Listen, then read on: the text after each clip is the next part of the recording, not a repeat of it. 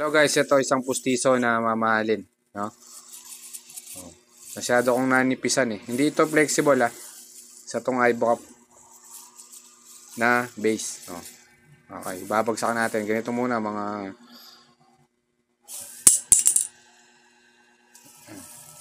tingnan natin.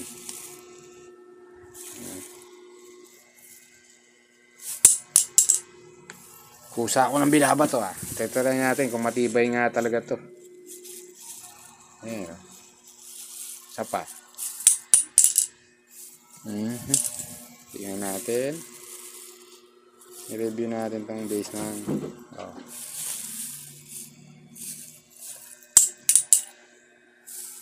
tap.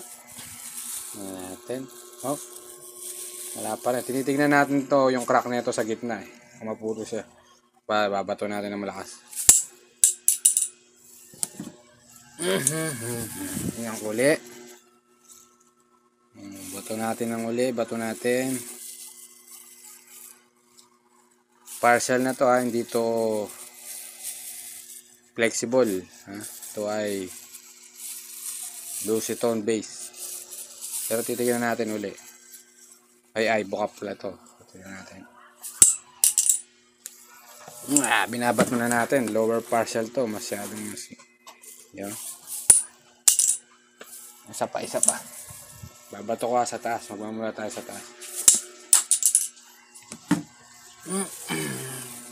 Yes, check. Ayan, kitang-kita. Wala. No? Kahit tiles na to pag ang pustiso nabagsak sa tiles kadalasan napabakli na yan. Tignan natin. Ito binibend ko. Matigas talaga siya. Maganda itong quality ng base niya. Last na, tataas natin yung taas ko. Siguro mga 6 feet.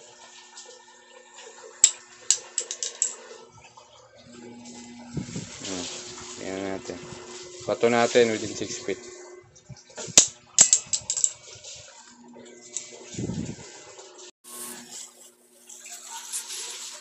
Okay. Sa ko naman review, matibay nga, no? Siyempre magiging mas matibay to kung yung paglapat sa pasyente fit talaga, hindi yung nakaangat.